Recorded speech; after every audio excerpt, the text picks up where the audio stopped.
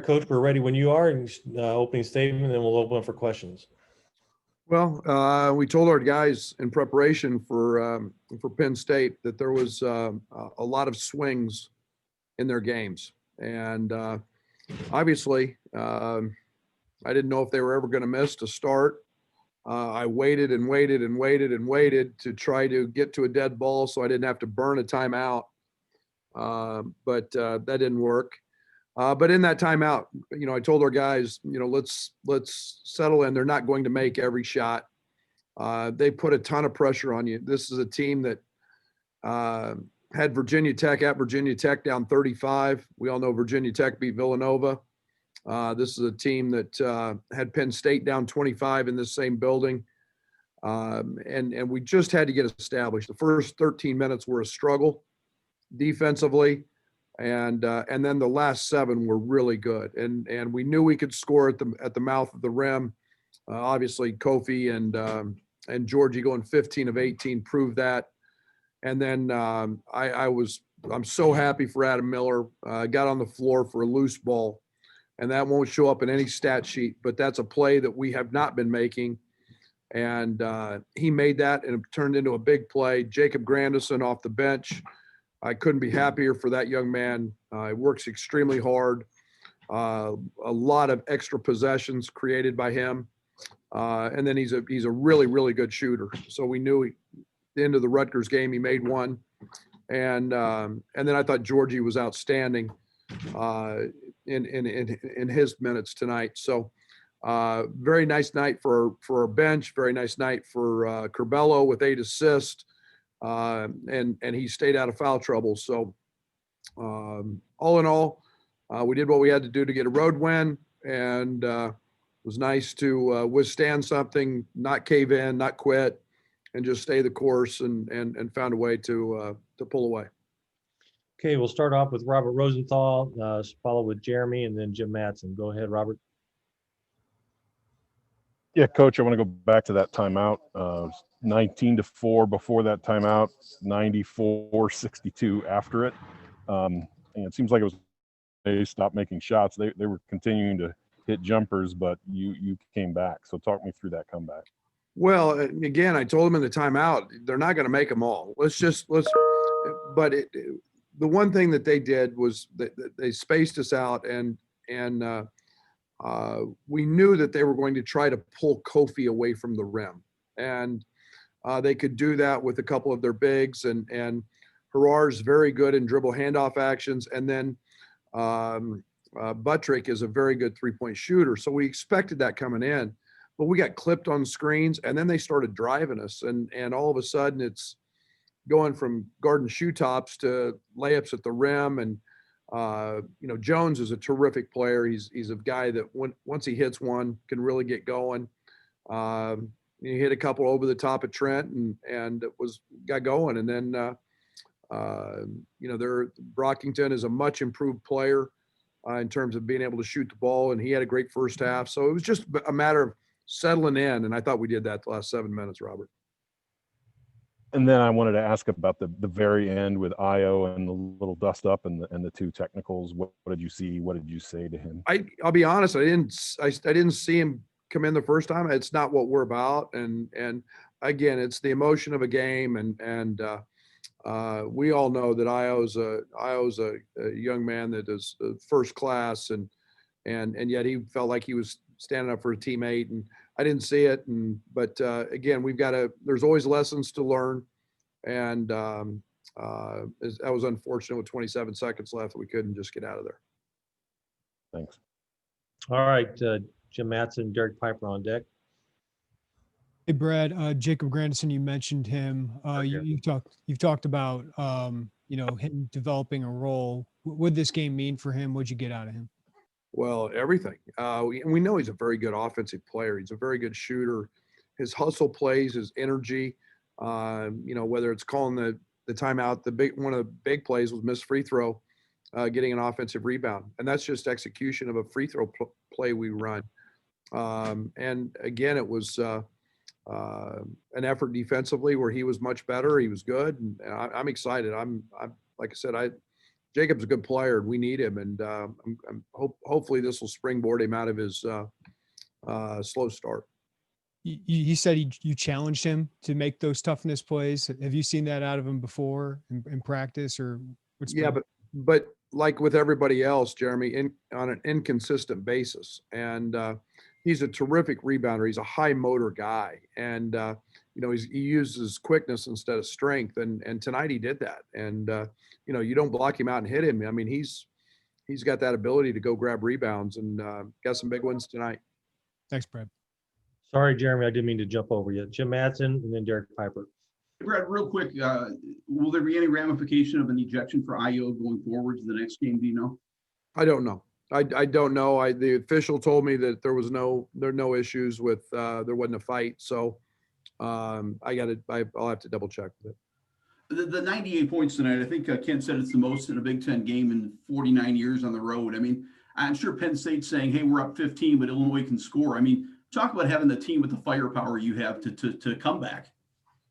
Well, we do. We're good offensively, and we have been good offensively. It's not going to, more than likely it won't stay, as the grind gets going. It was amazing. We were talking as a staff today. I think there's 4 of the top 10 scores in the country are the Big Ten. And, what happened to the big slugfest, all Big Ten? It's fast tempo and guys playing fast, but it's really good players. Iowa's the best guard in the country. Garza's the best big in the country. You've got Harper turning into one of the best forwards in the country. It's an old league. Guys are experienced. They've taken a million shots, and you make a mistake and they hurt you. So it's nice to have that, and we got it from a lot of different areas tonight, and it was good to see. Thank you. Hey, Derek Piper, Scott Ritchie on deck. Go ahead, Derek. Hey, Coach, you guys are now, to piggyback off of that, you're now 5th in the country in offensive efficiency. Oklahoma State, you were number 1 overall. I know you didn't have that same size when you're at Oklahoma State, but do you see any parallels, and what do you think is the ceiling for this team at that end? Yeah, I don't know. I guess I don't look at – I look at where we can improve. And I think that, we missed so many free throws early in the year. It's not always going to be this easy. It's not going to be, it'll get challenging on Saturday. But I think we've got guys who can make shots. I think this is a part of what you see from great passing teams. My Oklahoma State team was a very good passing team, Juwan Evans especially. And then I had 5 who could really pass. So, we could run a lot of offense through that. And this team does that. And, you had Io and Adam and Trent and Curbelo. DeMonte Williams is an elite passer. Georgie's a very good passer. And now all of a sudden offense can get a little easier when you can pass the ball. Thanks, Coach. Okay, we got Scott Ritchie. Go ahead. Brad, if Jake can give you this type of performance maybe more consistently, how does that change maybe what you're able to do as a team when you've got that coming? Well, again, you know me, I'm always looking for production off the bench, and he gives us that, and has the ability to give us that. And, he shoots it at a very high clip, and he can play a couple of spots. He can play some small ball 4, and yet we can play DeMonte and him, or we could play Georgie and Kofi together and play him at the 3 some. So he knows both of those spots because he can play offensively, both of those. So he gives us, a lot of choices coming off the bench with subbing him in and at different spots. And then with Andre, he had maybe that one pass where he didn't look entirely thrilled, but are those moments becoming fewer, maybe just as the season progresses? Yeah, I got to learn to live with a little bit of that. He sees things. I saw what he was looking at, and I knew it was going to be a turnover because he just didn't see the guy. It was the right play, which he makes most of the time. But you think about he just got 8 assists on a night when they tried to not help off of him, and they tried to make him go finish. He's a better finisher than what he showed tonight, but. Guy finds 8 assists and their game plan was to not help off of make him a finisher. And pretty gifted that way. Okay, Brandon Simberg, and then Joey Wagner. Go ahead, Brandon. Hey, Brad. Defensively, you guys have allowed over 80 points in the last 2 games. What do you guys need to do to improve on that end? I don't know. You want me to start walking it up, playing less possessions? I mean, that's a question that that doesn't really have an answer. I mean, we're one of the elite teams in college basketball in transition and playing with pace. We've been averaging in league play, I don't know what the number was tonight, 34 points a game in under 7 seconds, 33, I think, going into tonight. And I'm sure that number's up. So, you know, we got to make things more difficult. I'm not worried about the number of points they score. I'm more worried about the challenge of the shot than I am and the mistakes that we're making. We made, you know, way too many again. And we got to correct that. Okay, Joey Wagner, Matt Stevens on deck. Go ahead, Joey. Hey, Brad, Jacob said, you know, he kind of looks at Io's game and it's just another game of Io being Io, but that's 30 points, 6 boards, 5 assists. I guess, how scary is that when that's just another day in the life? Pretty good to have that on your side. It's not going to be there every night. Io's a really good player, and I keep saying it, and I'll keep saying it all year. He's the best guard in the country, and he scores it in a lot of ways. And you know, when we got into the bonus early, it was going to be a steady dose of Io DeSumo handling the ball and putting pressure on the front of the rim, and you know, he's rebounding it better than he ever has. He's guarding better than he ever has, and you know, when we get Io locked in at the defensive end, he might be as good as I've coached. Okay, And we'll Jacob go. talked about.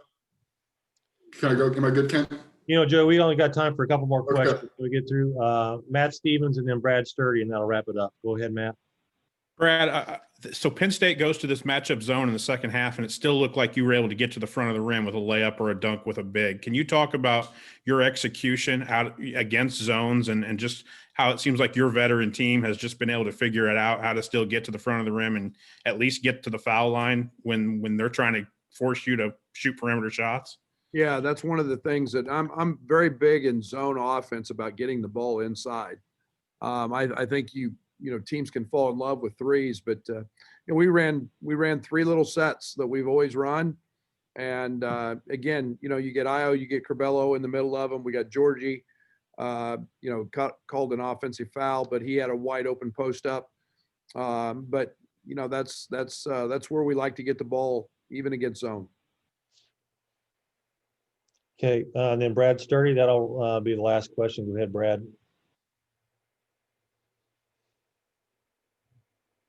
Maybe. Coach, Kofi was dominant inside again. Do you feel like he got more of a, you know, you were talking yesterday about the foul calls and things. You feel like he got more of a fair shake inside tonight? Well, they didn't touch him. I mean, they really didn't. They just, I mean, a lot of those were really just, I mean, he caught it and they, you know, we wanted to attack their press with him at the back end of it in hard post ups, and they get in a lot of cross matches trying to match up. And early, his first 4, I think, were all just either against the press or in a real quick hit with Curbelo on layups and with nobody around him. So I'll hold off on that. He didn't get hit tonight, but you know, he was so efficient again. Okay, thank you, Coach. Appreciate it. Merry Christmas. Merry Christmas to everybody. Hope everybody's safe and enjoys time with their family. See you on Saturday. All right, I think we have a couple quick announcements for the group media that are on here. Derek is going to talk a little bit about pregame Indiana. But while we're waiting on that, we do have a game time for January 2nd for the Purdue game at Champaign. That'll be a 5 p.m. Central Time start on the Big Ten Network, 5 p.m. Central Time against Purdue on January 2nd. Go ahead, Derek. Okay, so for Indiana, obviously, is on the 26th, so we're going to do coach only. We're not going to do players that day. We're going to do coach at, you know, I believe it'll be 12:30 because then we practice at 1. But I will That's the way the schedule looks now. I'll email that out tomorrow, but plan on a 12:30 Zoom with coach. Tomorrow? No, Oh, 25th, Christmas Day. Okay. Yep. Sorry, thanks. Okay. Bad options either way. But All right. Thanks, Thank you. Derek.